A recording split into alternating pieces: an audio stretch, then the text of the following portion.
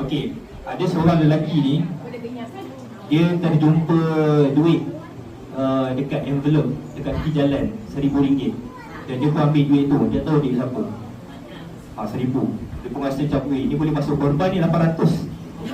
Dia pun masuk korban dengan duit tu. Sah tak korban tadi tu? Ha?